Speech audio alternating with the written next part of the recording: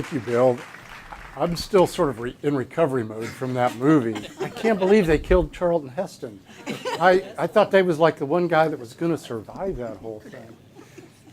And you notice the Walter Matthau credit there? Is that his real name? Does anybody know? Is that? I mean, it must be. It's like. I figured he was under contract. I can see why he might want a nom de plume for that performance. That was pretty incredible. I'll try to sort of incorporate a little bit about the movie as we go along in here, because there were some things that I think are applicable to what I'm going to talk about. And what I'm going to talk about is Kansas-related stuff, which I feel like a little bit of a piker at this point, because, you know, that was a real earthquake. What I'm going to be talking, I'm going to be talking about real earthquakes, but nothing like that. But I'll try to sort of tie the two things together. I'll move through this real quickly. If something isn't clear to you, stop me at the time and maybe we'll get it dealt with. And then I guess I have a few minutes afterwards for questions, or if there's stuff you want to say, well, we'll do that. I usually start this talk with a story that is set. I live in Lawrence. The Geological Survey is part of KU, and I live in Lawrence. And in the fall of 2011, it was a Saturday night. I was in the basement of our house watching a K-State football game, because in Lawrence, there's really no point in watching a KU football game. And it was about 10:30 at night, and my wife came downstairs. She'd gone to bed on the third story of our house. She came downstairs and she said, something really odd just happened. The pictures shook on the wall, the doors shook on the door frame. I think we had an earthquake. I've been at the Geological Survey since 1978, Bill, so I've been there a long, long time. I've had hundreds, if not thousands, of calls about people who thought they felt earthquakes. And so I said to Mindy what I say to people on the phone, and I did this without taking my eyes off the football game. Are you sure it wasn't a truck? And that's when I found out Mindy could speak without moving her lower jaw. And she said it was not a truck. And so she's been around geology a long time. She's put up with me. And so I said, well, if you think, and again, I'm still watching the football game. If you think we had an earthquake, go check the USGS website, find out. And the next seismic event at our house was her going back up the stairs. And so next morning, I get up, 5.6 earthquake in Prague, Oklahoma. I get it on newspaper, I go get the newspaper, 5.6 earthquake in Prague. I tell people I did what any self-respecting spouse would do at that point. I hid the newspaper. But she has never let me forget when I give this talk that maybe she knows as much about this stuff as I do. At least at that time, she was right. So let's talk about what we saw, and this is one of the headlines that came out of that series of earthquakes. And I'll talk about mainly Kansas and Oklahoma here. So let's talk about historical Kansas earthquakes, because this ties into the movie a little bit. Now, these are historic earthquakes prior to about 1975. This is not, they talk about Richter magnitude in the movie. Nowadays, you'll hear people talk about just moment magnitude. It's kind of a combined scale. This is a completely different scale called the modified Mercalli scale. And it's a way to compare historic earthquakes before we had instruments to record them. The Richter magnitude is a measure of energy released by an earthquake. But in 1867, we didn't have instruments to record these things. So you take written reports of those earthquakes and you compare them, you put a number on them to try to estimate how big they were. Up until a few years ago, the largest earthquake in recorded Kansas history was this one right here, 1867, a modified Mercalli 7. People put that magnitude today of about a 5.2. That big one in the movie they said was a 7, so considerably larger than the largest earthquake in Kansas. That's letter A that you see up there in Pottawatomie County. It was probably in between Manhattan and Wamego. It was felt as far east as Dubuque, Iowa, and as far west as Solomon, just east of us here, but probably even farther west. But in 1867, there are not a lot of people writing down reports. Now, the reason that that's significant, look in that area where you see the A, the R, the F, the N, the O, the P. There's a lot of activity right there. Historically, there has been a couple of the largest earthquakes that we've ever had in Kansas have been up there, including that 1906 event. The reason that's important is because of Tuttle Creek Reservoir and the dam. And as I was watching the stuff about the dam in the movie, I was thinking about Tuttle Creek a little bit because they're certainly the largest earthquakes we've seen in Kansas, same place Tuttle Creek is. A few years ago, out of concern about that dam, the Corps of Engineers did a retrofit project that I think was like in the neighborhood of $300 million to try to make that thing withstand even larger earthquake magnitudes than what we've seen so far. Now, I don't think anybody in my world worries about Tuttle Creek Dam doing what the dam did in the movie. What they worry about is that an earthquake at the same time as a big flood event might damage the dam enough to basically render it inoperable for flood control. So I don't think people are concerned about Tuttle Creek going out and washing away everybody downstream so much as they are, you know how things just seem, everything goes wrong at the same time. If you had flooding and earthquake simultaneously, you'd lose the dam for flood control, and that'd be a problem. So these are the events that we had historically. Pay particular attention to this one here. It's an X down in Barber County, because that's a part of the world that I'm going to talk about a lot. Whoops, I went the wrong direction. From 77 to 89, the Geological Survey operated a network that could record very small events. Small earthquakes are called micro-earthquakes. And generally, micro-earthquakes are earthquakes too small for somebody to feel. A felt earthquake is exactly what it sounds like, strong enough for somebody to feel. Now, in the movie, they talked about a 3.2 that shook people pretty good. We typically have put that dividing line between felt and micro-earthquakes at about 3.0 magnitude. I will say today, after experience of the last 4 or 5 years, I would say that number ought to be a little lower. There are people that can certainly feel 2.5 events, and sometimes if they're right on top of them, even smaller events than that. Depends a little bit on where you are. If you really want to feel an earthquake, if that's your goal in life, the best place to do it is up on top of a tall building, like those ones in LA, or on even the third story of our house in Lawrence. There was a big difference between what she felt on the third story and what I felt in the basement, because the higher up you are, the more the house does this, even a 3-story house, okay? It also helps to feel them at night, kind of like when Mindy felt that one at 10:30, because typically you don't have the dishwasher or the washing machine or something else going on. There's not as much traffic. If you want to feel one, 10 p.m. to 4 a.m., high up in a building, that's the ticket. I had a student who felt one once, who was living in the dorm at KU, one of those big tall dorms up on top of the hill at KU, if any of you have ever been there. And he sends me a note at 1:30 in the morning on a Saturday night, about feeling an earthquake. Of course, I didn't read the note until the next morning. And I read this note, and I said to Mindy, what the hell's the kid doing up at 1:30 a.m. anyway? And she said, do you realize how old you sound? So these are small earthquakes for the most part. And you can see they line up again along that same trend that I talked about with the with Tuttle Creek. This is called the Humboldt Fault Zone. It's not one big long fault. It's a series of faults. That's why it's called a fault zone, okay? And here's something to connect back to the movie.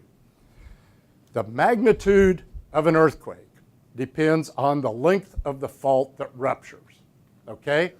It takes a long fault rupture to produce a big earthquake. And in California, they've got faults that are long enough to produce those kinds of big magnitude earthquakes. For the most part in Kansas, we don't. We don't have segments that are long enough to produce, we think, a 7 or an 8. All right? So in many respects, we differ from that part of the world. Again, notice this activity down here on the Oklahoma border and also some up there in north central Kansas. I keep doing that. Okay. In 2013, the earthquake I talked about in Oklahoma was 2011. In 2013, we began to see these events in Kansas, including this 4.3 event there. This is Sumner County, down on the Oklahoma border, right here. Harper County here. Wichita is just up about where it says preliminary there. Okay, so you all oriented. These are a lot of small earthquakes that cluster up, but a 4.3 is a pretty good size earthquake. This is 2013, and by now everybody's upset. We have seen these events first in Arkansas, Colorado, then certainly in Oklahoma and Texas, and now we're getting them in Kansas. So the question is, what's causing them? Now, most people's attention is focused on, by now, induced seismicity, man-made earthquakes, all right? And I'm going to say induced seismicity from here on out because that's the term we all use. And people have known for a long time that people can cause earthquakes. And there are a variety of ways you can do that, but one way is pumping a lot of fluids deep into the subsurface. Out in Denver, there's a place called the Rocky Mountain Arsenal where they disposed of a lot of really nasty fluids in the deep subsurface in the 60s and set off a series of earthquakes. When they stopped putting those fluids in the ground, the earthquake stopped. So what we're really focused on here is the injection of large volumes of fluid into the subsurface causing these earthquakes, all right? Just sort of for reference, this is what a fault looks like. In the movie, one of the things I was kind of nice about, they didn't show a lot of cracks opening up in the ground. I thought they would, but they didn't, which is good because you typically don't see that. Faults either tend to move like this relative to each other or like this, and they did sort of depict that fairly well, I thought. Here's a fault in some limestones up in Jewell County, up in northern Kansas. That layer of limestone that's about at his waist goes up to, should connect up with one about 5 or 6 feet above him, all right? So originally those layers were extended across there evenly. The fault is right in here. And so at some point after that limestone had deposited, the fault moved and triggered a big earthquake long before there were people there. So that's what a fault looks like at the surface. So the attention now focuses on the disposal of fluids, large volumes of fluids, into the subsurface in Kansas and Arkansas and Oklahoma. Almost all of the earthquakes that I will talk about the rest of the time in Kansas are attributed to the disposal of salt water from oil and gas production. Bill mentioned fracking, and you probably all know by now what fracking is. And fracking does set off earthquakes, but they are almost always way too small for anybody to feel. On rare occasions, they'll produce a felt earthquake, but as far as we know, none of the earthquakes I'm going to talk about today are from fracking. They are the result of saltwater disposal. That salt water is produced along with oil in Kansas, in Oklahoma, and throughout the mid-continent. In Kansas, it's typical to produce 5, 10, 20 barrels of salt water. This is naturally occurring salt water in the subsurface for every barrel of oil. So in the diagram here, you see the oil reservoir. That's oil and water. Pump the oil at the surface, separate off the salt water. This is very nasty salt water. It's like 3 times saltier than seawater. You put it back down in the deep subsurface. People have been disposing of salt water that way for a long time in Kansas. When I was a kid, back in the late 50s, I remember seeing what were called evaporation pits. And people would pump that salt water into an evaporation pit, and they called them evaporation pits, but the water didn't evaporate. It just infiltrated into the shallow subsurface and contaminated groundwater sources. And there are places in Kansas, like down by Burton, where they're still dealing with that issue today. In order to avoid that, people do this. They put those big volumes into the very deep subsurface to get rid of them. So we've been doing that in Kansas since the 30s and 40s. Why all of a sudden am I standing here telling you that this causes earthquakes today when it didn't cause earthquakes prior to 2011? Because beginning in about 2011, we had horizontal wells that were drilled that produced dramatically larger volumes of water than did the old vertical wells. There was a play that's called the Mississippian Limestone Play, just a bunch of drilling that moved up out of Oklahoma, mainly into Harper and Barber and Sumner counties. These horizontal wells will produce 10 times as much oil and 10 times as much salt water as a typical vertical well. So in the old days, a typical disposal well might have gotten rid of 5,000 barrels of salt water a day. Now we've got wells that are getting rid of 25,000 barrels a day, or in Oklahoma, 40,000 barrels a day. So it's an order of magnitude change in what's going on in disposal.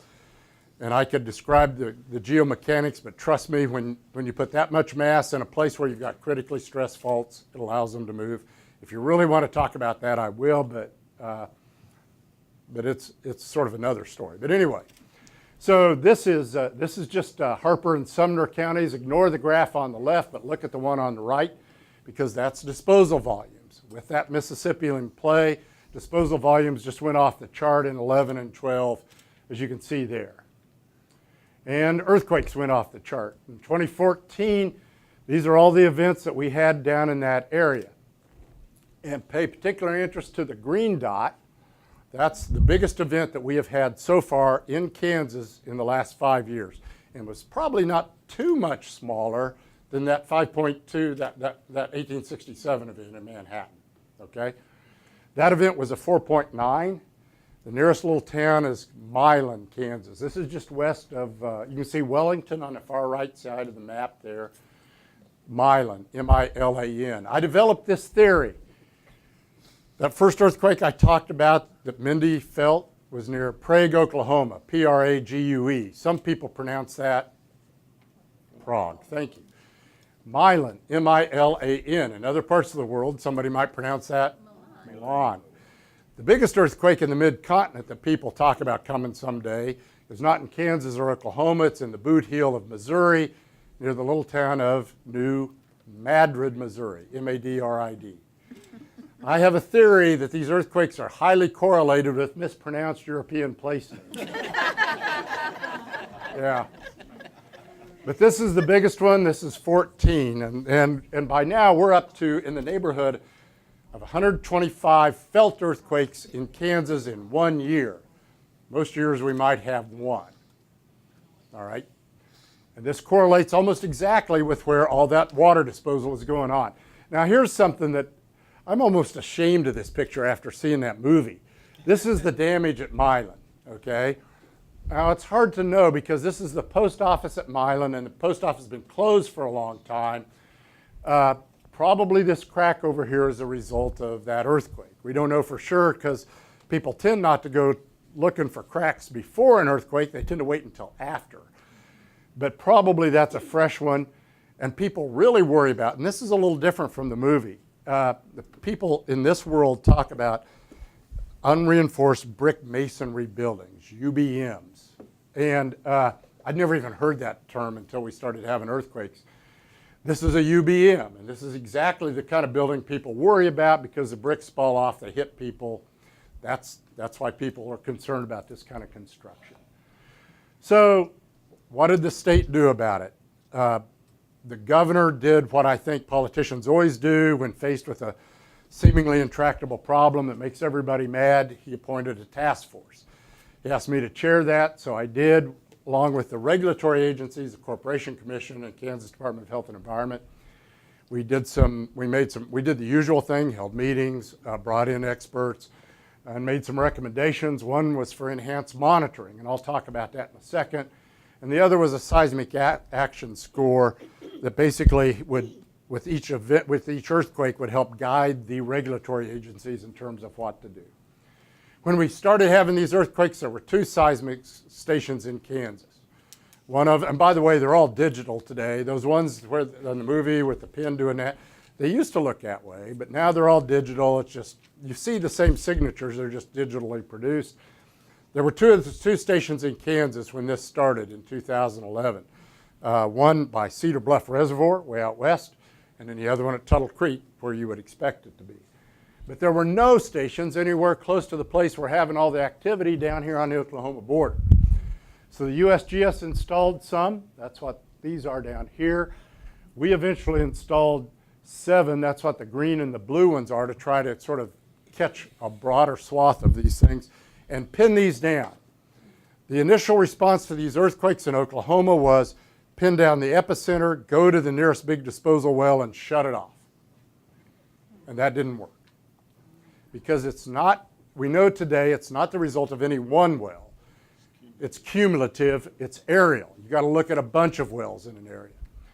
So, having said that, once we knew that, we had the benefit of seeing what had happened in Oklahoma that didn't work. In Kansas, the Corporation Commission issued this order in March of 2015. The survey identified 5 linear areas, probably faults, and the blue dots are big volume disposal wells. We drew a 3-mile ellipse around there, and basically the KCC did a staged reduction in saltwater volumes within those 5 zones, okay? And that's the first time anybody had ever tried anything like that. It was a big experiment. Is that clear to everybody? I know I'm going through this stuff real fast, but so that was the Kansas response, and nobody had ever tried it before. So did it work? Well, in 2015, the numbers go down. Now we're still having a lot of activity in Harper and Sumner counties. These events out here in Barber are probably natural. You never really know for sure, but remember that X at the very beginning, we'd had natural activity in Barber before. That was a 4.0. I remember this one very well because it was Memorial Day of 2015, and I was decorating graves with my mother when I got a phone call from the governor's office about that event. You always remember where you were when you had big earthquakes, and I'll finish with a story in a minute about that. So in 16, events go down some more, and this is again showing you where they are in the magnitudes. But we're still having earthquakes, so the Corporation Commission expanded that area of reduction. Here are the 5 original areas I showed you just a second ago. The blue or whatever color that is there. They expanded that to get additional reductions in the volumes of saltwater being disposed of. And in 17, numbers still go down. There's a bunch of activity up there in Jewell County, which is kind of cool because that almost certainly is natural activity, but it kind of came out of nowhere. There's the nearest disposal well is like 40 miles away, and we've had historic activity up there before. But you can see the numbers go down. We do get some of this stuff kind of moving north up into Reno County. And here's 2018 so far. This is as of April 9th, which is a little bit out of date because we've had some events in Hutch since then. But here's another way to look at it. And I'll leave this up here for a minute because this is a better way to look. This is months on this axis. This is number of earthquakes on this axis. All right? The red is small events, 2.0 to 3.0. Borderline felt, probably not felt much, all right? The green, 3.0 to 4.0, and the blue, 4.0 and larger, all right? Everybody with me? These are events as recorded from the USGS's network. We didn't have any other networks in place when this stuff started. We want to compare apples to apples all the way through, so all of this is USGS numbers, all right? And what you see is they peak in November of 14 when we had that Milan event that I was talking about. Then they drop off.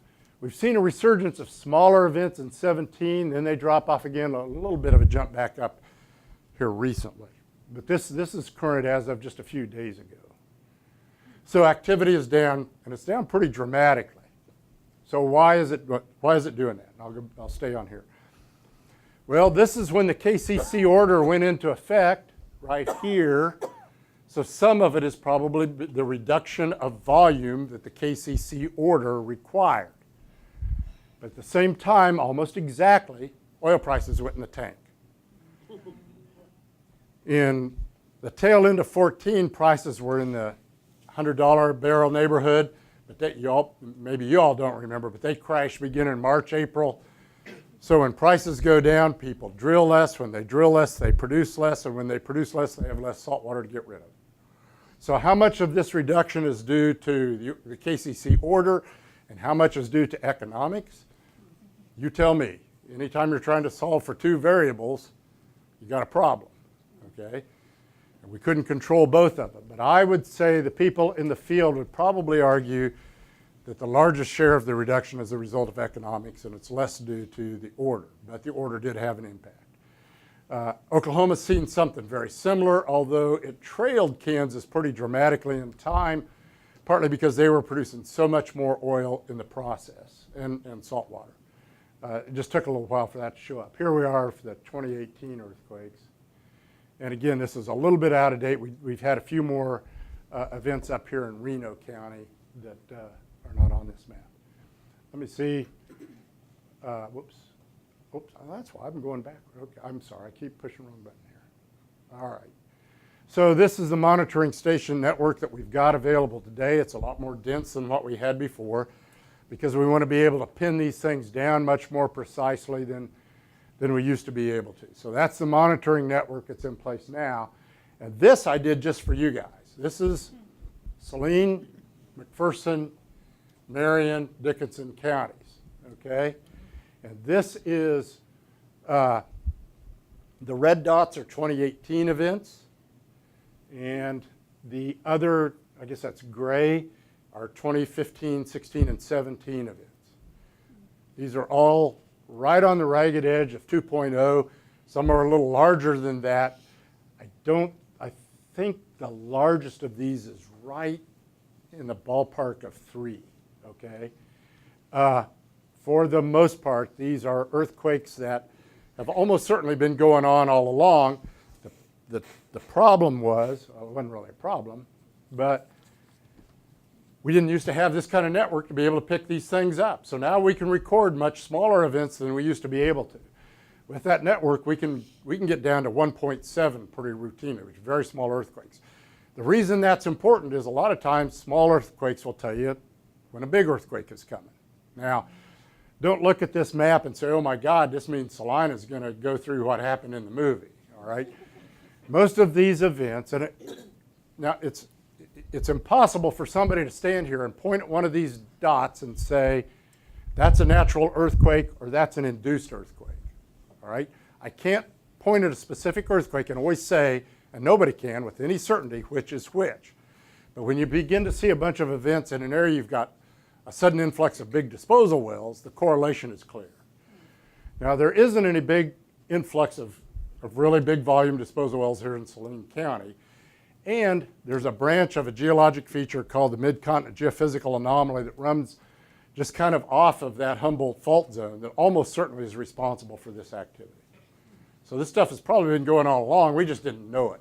One of the rules of seismology is the more stations you have, the more earthquakes you record, okay? Well, if this map doesn't prove that, I don't know what does. So I threw this in just because I knew you all, just because I knew I was coming out here. Really, I would say if there's a trend that's going on right at the moment that's more disconcerting, it's stuff down in Reno County and Hutchinson. Hutch had a 3.2 just last weekend. They've had a bunch of events down there.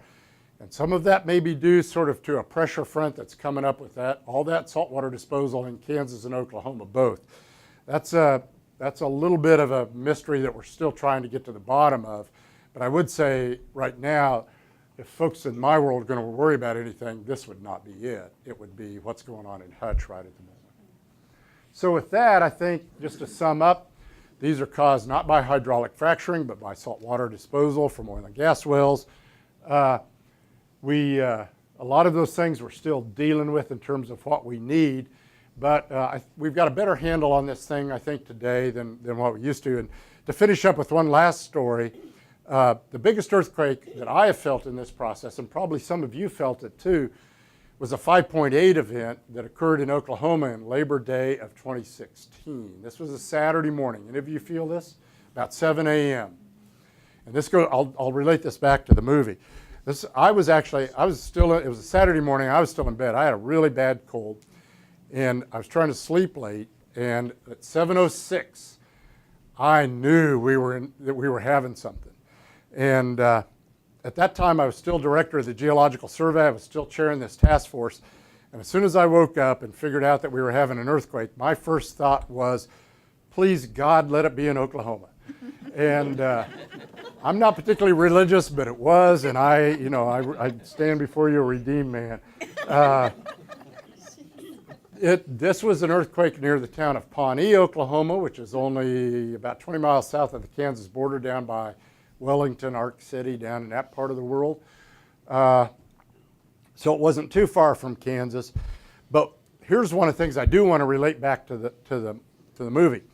I said before, the size of the earthquake depends on the fault that ruptures. The size of the earthquake also you can correlate with the duration of the earthquake. That is, The bigger the earthquake, the longer it goes. And that one, that morning, I didn't think it was ever going to end.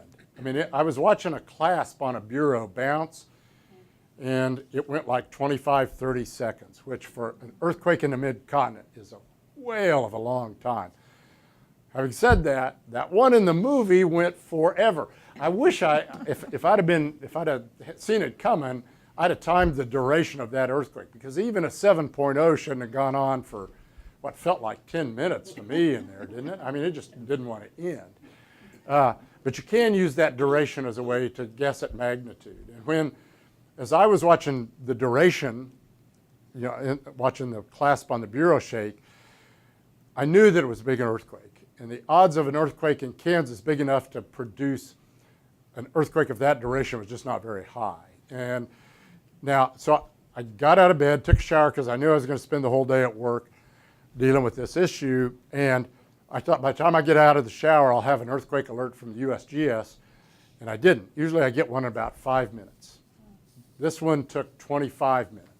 It was a long 25 minutes. And in that 25 minutes, my phone did things I didn't know phones could do. It was buzzing and beeping and shaking and moving all around the house from all these people that I don't know what they wanted me to say, but they were calling. I asked the USGS later, why did that alert take so long? Well, it was a Labor Day weekend, 3-day weekend. They were short-staffed. So that one was near Pawnee, which kind of ruined my European place name theory. That's the biggest one we've had in this process. 5.8 is a big earthquake, still not as big. And you probably all know this, but that magnitude is exponential. That is, a 6.0 earthquake releases 31 times as much energy as a 5.0 earthquake. So a 6 isn't just a little bit bigger than a 5. A 6 is a lot bigger than a 5. So a 7 is a lot bigger than a 6. And I'll just finish it up by going back to the movie, I guess. I will say from everything that, and I don't claim to know much about California earthquakes, but everything I do know, preparation is much better today than it was in 1975. Nobody can predict earthquakes. That guy in the movie and all his computation impresses the hell out of me, because nobody can do that. But they do have early warning systems in place. And that may sound a little funny to you, but they will trip these things and send out text messages so that people can stop trains and do all sorts of things that even in the short term can help save lives. So I would say that part of it, I mean, I can't really speak to what would have happened in 75, but I don't think there's any question California is better prepared today than they were as depicted in movies. So with that, I think that's what I've got, and I'd be glad to hear what you all have to say or answer questions or whatever. Yeah? I happen to have been in several very large earthquakes in California, and in my experiences, there's never really a large earthquake pre-shock. It's you get the major shock and then the aftershocks, Right. which are of lesser dimension. So I think that, at least from what I've experienced, the movie was misleading in that I would respect. agree with that. The aftershock part was right, and you do get those, and we've seen those with induced seismicity. You don't get big precursors typically, but a lot of times you get microseisms telling you that they might be coming, or micro earthquakes. And in fact, one of the lines that I've started using over the last 4 or 5 years is microseismicity is our friend. And what I mean by that is, if you start seeing a bunch of clustering little tiny events, it's a good idea to start paying attention, because it's trying to tell you something. Now, I really don't think that applies to Salina County, because I think those events have been going on all along. We just didn't know that. But where you start to see events and you haven't been seeing them before, they're probably too small to feel, but they're trying to tell you something's coming. So, but I would agree in general with what you've said about it. Yeah. I'm concerned about the New Madrid. How close is Kansas to the New Madrid? And would the New Madrid activate that one longer line that kind of slants from north? The Humboldt Fault Zone. Yeah, New Madrid is in the boot heel of Missouri, which is clear on, that's southeasternmost Missouri. Okay, so it's as far from Kansas as you can get and still be in Missouri. but it's right on the Mississippi River. The big event that occurred that everybody talks about from New Madrid is an 1811, 1812 event that was felt long distance away, shook really large amounts of the U.S. And one of the cool reports that you will hear is that it made the Mississippi River run backwards, which isn't completely true, but in effect, because of a fault that dropped a certain way, water sort of rushed back upstream and then it came back again. I can tell you that's the event, that's the place in the mid-continent everybody worries about. And they worry about it because there's towns like Memphis that are there today that were not there in 1811, 1812.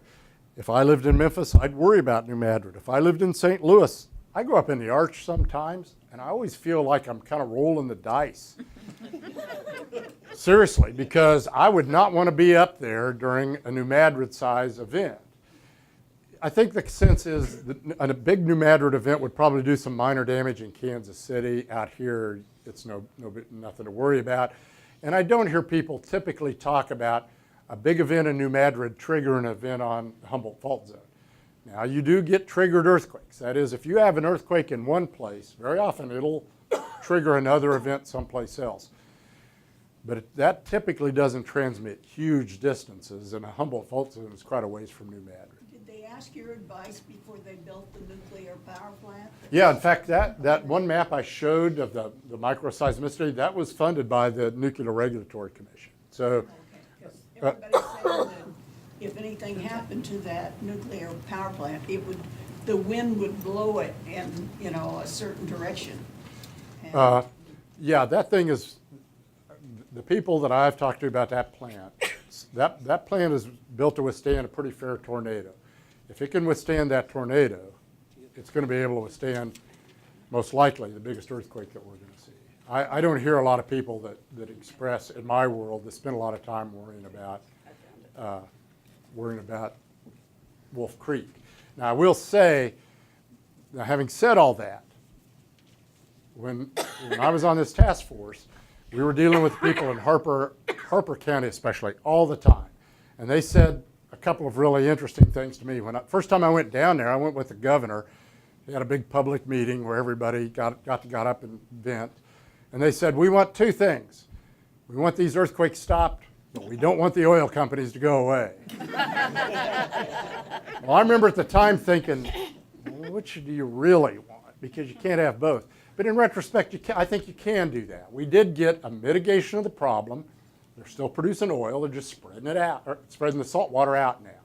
So I think you can have it both ways.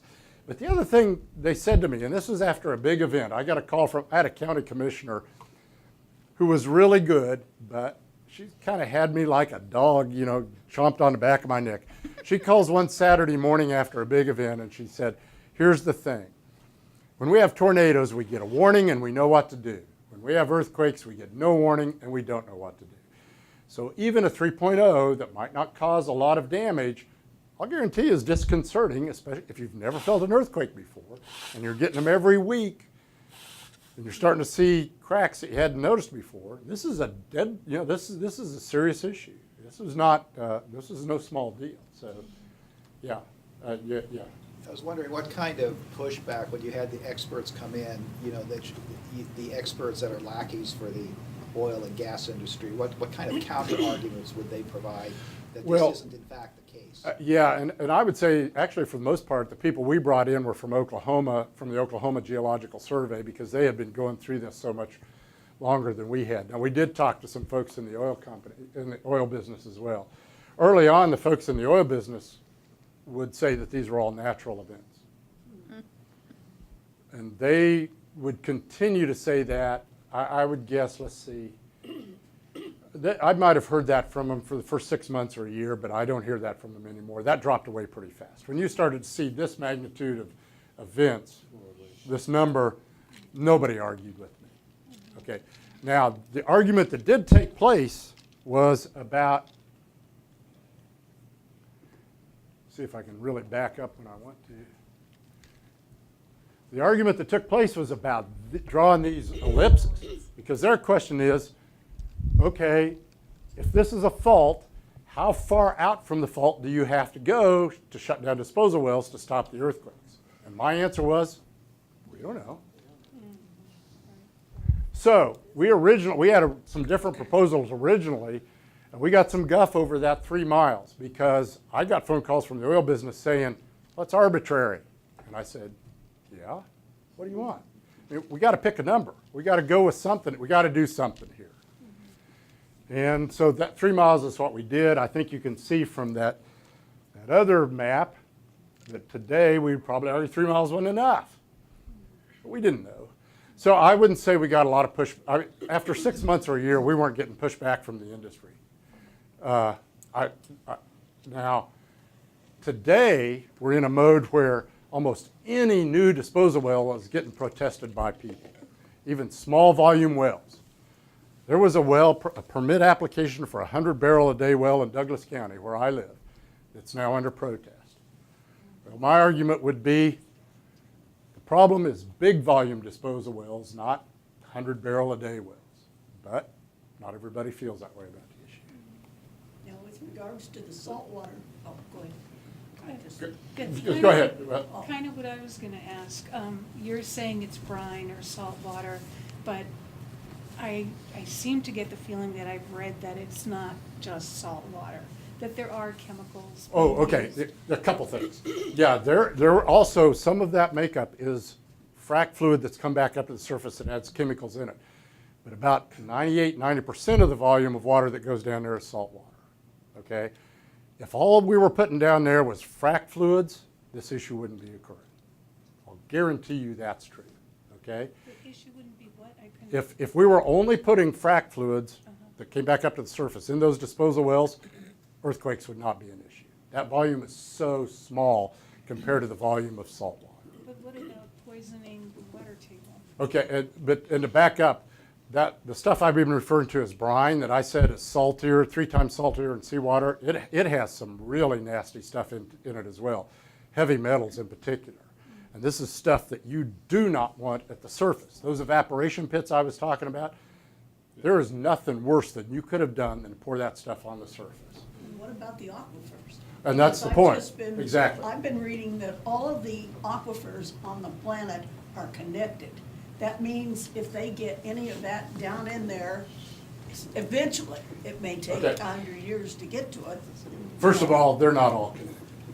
No, that is absolutely untrue. This was something I heard from, because we have the new satellites up that can penetrate down in, and that was. The aquifers are not connected. They are, and I've got a whole nother talk, but they are discrete entities. So just because, even the Ogallala aquifer out in western Kansas, just because you put something in the Ogallala and Colby, it's not going to contaminate the Ogallala and Garden City. Okay, it's disconnected in places. But having said that, I'm not saying that this isn't an issue in terms of groundwater contamination. Where you tend to see it as an issue is when you get spills at the surface, or when wells are not cased properly and you get leaks in the well casing. And that's the concern that I think is a big deal. When you move that salt water to disposal wells, sometimes they move it in pipelines, sometimes they move it in trucks. In a 25,000 barrel a day well, there's a lot of trucks moving a lot of salt water over a lot of roads and bridges that creates traffic problems, infrastructure problems, and the opportunity for spills at the surface. So if you're going to ask me what would I worry about if I owned property that had a disposal well or producing well, I wouldn't worry about frac fluids in terms of deep disposal, but I would worry about what's happening real close to the surface in terms of casing and moving salt water. Can you clarify that the aquifers are to a certain depth and the deep injection is much deeper? Yeah, that's a good point. Let's see. I'll try and run this the right direction here. So this is a Scientific American figure, okay? Down in Harper-Sumner counties, that producing, where it says oil reservoir there, that'd be 3,000 feet deep. The unit that the salt water is getting disposed of is a rock unit called the Arbuckle Formation. That's 5, 6, 7, 8,000 feet deep. The water table, the aquifers, fresh water that the people use to drink, maybe 300 or 400 feet deep. Deepest wells that we measure in the Ogallala are 400 feet. So where the salt water is being disposed of is dramatically below freshwater horizon, and there are all sorts of really I can't say that word, but you know what I mean. Tight rocks in between here and here, okay? So the problem is not water that winds up down here. If you're going to worry about groundwater contamination, it's that casing in oil wells right up there close to the surface. There is, I haven't plugged my book, and so if you're going to sit here, you're going to get it. I did this book with a friend of mine. It's called Roadside Kansas. It's a guide to geology along highways in the state. And let's see, Mother's Day's coming up. We all know your mother would love a geology book. But on the road log for I-70, you get out just west of Russell, out around Gorham. There are places in the interstate where you'll see the road do this. And that's an improperly cased well. Water got down to the Hutchinson Salt Formation, a layer of salt that you know right now, like at Lyons or Hutch. Freshwater dissolved away the salt, and the surface slowly has collapsed in. That's an improperly cased well, and that's an example of the problem with the things. Yeah. You made a mention of horizontal versus vertical wells. Could you talk a little bit about the amount of pipe Yeah. that winds up actually being put in a horizontal as opposed Right. to vertical? And this figure has both of them in there. That one that says oil well is a traditional vertical well. Right. And then over here, you see one that says horizontal fracking well for gas. They're used in oil as well. They go down to the producing horizon, then they go out horizontally. And some of them will go out a mile or more. And the reason that Octopus. yeah, and you can do multiple wells from one pad site. You tend not to see that in Kansas. In the Bakken up in North Dakota, you see a lot of that. They'll do 6 or 8 wells from the same surface installation. In Kansas, we really haven't seen that because horizontal drilling really didn't work all that well in Kansas. People aren't doing it as much. But those things go out for a mile or more, and then they do what are called stage frac jobs. A frac job in an old vertical well, you just go down the producing horizon, put water and chemicals under pressure, crack open rocks, more oil comes out, okay? For a horizontal well, you go out to the end, do a frac job at the very end of that pipe, and you come back and you do a second one a little closer to the bend, and a third one. And some of those will be like 15 stages of frac jobs. And each one of those takes a lot of water and a lot of chemicals. So that's why it's an order of magnitude, everything is an order of magnitude bigger than it is for a vertical well. That means you also have to make an order of magnitude more money. And the ones in Kansas didn't do that. And so that's why you don't see very many of them. It just didn't work very well. Yeah. That film Gasland? Yeah. Yeah. Why did those folks have Have- gas? why could they lighting turn in on their- faucet? Mostly that was the result of organic material in improperly constructed water wells that got into somebody's well, okay, for the most part. Now, there was methane, in a few cases there was methane contamination of wells and the companies had to buy people out. Pennsylvania is a very different geologic regime in Kansas, and the big issue there was getting rid of those frac fluids, because they don't have the kind of geology we have to do deep well disposal. So they were even doing things like running through water treatment plants. If there's a bad idea, if there's a worse idea, I can't think of it. But that's what they were doing because they didn't have geology amenable to it. And it led to a host of problems. But having said that, there are natural gas storage facilities here in Kansas, a whole bunch of them in Rice and Reno counties, just south and west of here a little bit, in what are called salt caverns. They dissolve big void spaces in the salt, and they put propane or natural gas down in there. There are a bunch of those near what used to be a little town called Conway, west of McPherson. And because of improper construction of some of those wells, I saw a guy who could light his outdoor hose on fire from natural gas that got away from those things. I'm not laughing. That story's not funny. It's just you do see that sort of thing from time to time. Yeah, but I would say to make the leap that all of those things that people were seeing in endemic Pennsylvania and to blame those all on fracking, I just don't think was true. Yeah. Where are most of the South Kansas wastewater, the large volume, where are they being sent for disposal? You said they're either going by pipeline or truck. And they're going to existing disposal wells, but what they're having to do is spread it out more. Business of disposal wells around, they have like a business, a sub. Yeah, there are some companies that's all they do, That's all is they do. disposal wells. And- And for the most part, they're still putting in disposal wells, but they're spreading it out more.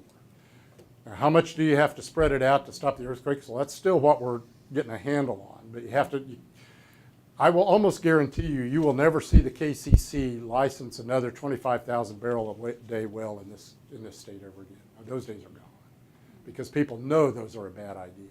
And in fact, whoops. Maybe, did I shut this off? Maybe I wore it out. I can't get it to move now. But there was a period when they get a permit for 25,000 barrel a day well, but they wanted more, so they'd get a permit for another 25,000 barrel a day well 100 yards away. Well, in effect, we know now that was really one well. It was two wells, but it was really one. It's a 50,000 barrel a day well. You'll never see that again. I'll guarantee you, nobody wants to go through this mess again, and so you're not going to see that kind of stuff. I don't think ever in this state. So, now the other question I always get is reuse and recycling. Here we are in a water short state. Why don't we do something with that water? Okay. Well, the problem is this is nasty, nasty, nasty water, and if you're going to desalinate it, you're going to put a lot of expense into that. Then you got to have somebody that's willing to buy it. Right now, the economics don't work. The economics didn't work when oil was at $110 a barrel. I'll guarantee it doesn't work at $60 a barrel. That day may come. I think that day will come, but it ain't here yet. What's the largest disposal well that you've seen? What's the largest one that's still in use today? Uh, What is that? In Kansas, Or just the largest one that I've heard about are those 40,000 barrel wells in Oklahoma, and I don't think any of those are operating. They've done pretty much in general a cutback, and they did a percent cutback, which is a little different than what we did in Kansas.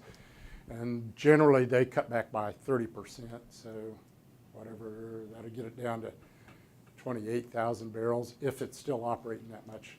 But don't quote me on that, because that's Oklahoma, not Kansas. is And, that like Kingfisher County and heading northwest of there towards like Alva? Alva had a lot of those. you already know I've learned more about Oklahoma geography than I ever wanted to know over the past few years. They tended to have three areas in particular that they identified as particularly problematic. Most recently been up in north of Oklahoma, it's like Enid area. There were some in what we call the Fairview area, south of Medicine Lodge. There were a zillion big wells down in that area, and probably affected some of what we saw in Kansas too. So various places. Yeah. Were they actually able to have any kind of reform in Oklahoma? I mean, that's surprising considering their history of Scott Price and the head of NASA now, who's a climate denier, and that legendary senator who brought a snowball Imhoff. to the Senate. Imhoff, Yeah. I can't get That's this just thing. surprising to me that they were able to. I would. There is a great New Yorker article. If you want to read about the politics of earthquakes and science, there was a New Yorker article in April of 2015. You go search Induced Seismicity Oklahoma, the New Yorker, you'll get this thing. And it talks about the pressure that the president of the University of Oklahoma, who is David Boren, an ex-senator, put on the Oklahoma Geological Survey, which is part of OU, to say that these were natural events and not induced events because of alleged contributions from Harold Hamm, who owns a big oil company. And I talked to those guys while that was going on. And the oil industry in Kansas is nothing like what it is in Oklahoma. And the pressure those people got put under was incredible. Having said all that, eventually it got to the point where they had to do something. And they did. And I would say they did very much like what we did. They were a little behind. They were probably 6 months behind what we did, but they did it, and they've seen a reduction as a result. Now, how much pushback they've gone through, I can't stand up here and tell you, but I will tell you I've spent a lot of time. I spent more time in Oklahoma in the last 5 years than I ever wanted to, and they have. I was just down there for a meeting of the Oklahoma Corporation Commission this February. I think they're taking it on pretty much head on at this point. I really do. That's a genuine statement. And I will say this, and I know this won't be real popular, but I never once heard anything from Sam Brownback and politically, I'm trying to be as neutral as possible, but I never heard anything from the governor other than take care of this issue in terms of health and safety. I never got any pressure not to do anything different. And one last story. I will say, because this is such a big national issue, there are a lot of lawsuits filed in Oklahoma as a result of this stuff. Class action suits to go. The problem is you can't pin one earthquake on one oil company. We can't do that. Like I said, you can't go to the nearest big disposal well and say that's your culprit. It's a bunch of them. Well, then who do you sue? And that's what a class action suits are in Oklahoma. Sue them all. And that's what's going on. Well, in that process, some of the plaintiffs were interested to see if something similar had happened in Kansas. So I got an open records request for all of my emails for a three-year period, which turned out to be 35,000 emails, which I didn't think was all that many. That's like Hillary Clinton territory, right? So, and you all may not know this, but geologists do not have the most sophisticated sense of humor in the world, okay? These are people that if you walk in a room and say poop, they will start laughing. You know, they're like 6-year-olds. So I get this request for all of my emails. And so I called people into my office and I said, I got an open records request. And it's not just for the emails I sent, it's for also the emails I received. And the looks on the faces of those people was priceless. It was like you could watch them. The metal gears were going, what did I send him? What did I send him? What did I send him? It was like you could almost see them picture fart jokes in their head about what they had sent to me in that process. So I would say, yeah, there's certainly that pressure in Oklahoma, but I would say today, and I'm sure there still is, don't get me wrong, but I do think Oklahoma, after arriving at the party a little late, is there right now, and they're dead serious about it. I'll give them credit for that. Yeah. I have one last question for you. Is it possible to pump enough wastewater in the San Andreas Fault to push California out into the ocean? You know, you always hear about California dropping off into the ocean. I was like, well, where's it going to go? I mean, induced seismicity only occurs when you've got a certain set of circumstances. When you put a whole bunch of mass, right, a bunch of faults that are just sitting there ready to trigger, then you can trigger them. But there are an awful lot of places in the world where you've had even more disposal and no earthquakes. And the Bakken up in North Dakota is a good example. So it's highly variable. We just had kind of the perfect storm in Oklahoma and to a lesser extent in Kansas. So, yeah, okay. What? Yellowstone. Yeah? I read, or you've read, that eventually, someday, could be millions of years or Right. soon, is going to blow up. Yeah. Yeah. Yeah. Well, But I was sitting there watching the movie, and I thought, okay, what would I worry about if I was going to worry about someplace in this country? Actually, where I would worry about is the Cascades in Oregon and Washington State. And again, the New Yorker did a multi-part series on what a big earthquake up there would do, and it scared everybody in my world. That's what I would worry about, really more than California, where they're very well prepared. I mean, they're going to have big earthquakes in California, no question. But they're fairly well prepared. Boy, it's clear Oregon, Washington. Right. Seattle is not where I want to be when this one goes off. These pyroclastic Right. flows. But also, here's the last thing I'll say. Yeah, we are dealing with long time frames here. And the standard saying in my world is always to a geologist, 1,000 years is just the blink of an eye. And I always say that's a good reason not to loan a geologist money. So with that, I think Bill will stop, and I'll hang around for a few minutes if you've got questions. What's it? Yeah, and be sure and buy. Mother's Day is coming up. Just imagine the thrill on her face when she gets a book about geology. What's that? Did you bring some copies? No, I'm really. Not a good marketer. I'm really terrible. I was at one of these meetings one time, and I'm giving the standard talk, and I'm saying this is not the result of fracking, it's disposal. Somebody gets up and says, you're a shill for the Koch brothers. I go home to my wife, and I said, my feelings are kind of hurt. They called me a shill for the Koch brothers. I said, I don't know what shills get paid, but I don't think I'm getting paid shill wages here from those guys. So anyway, thank you for coming out, and I'll hang around if you have questions.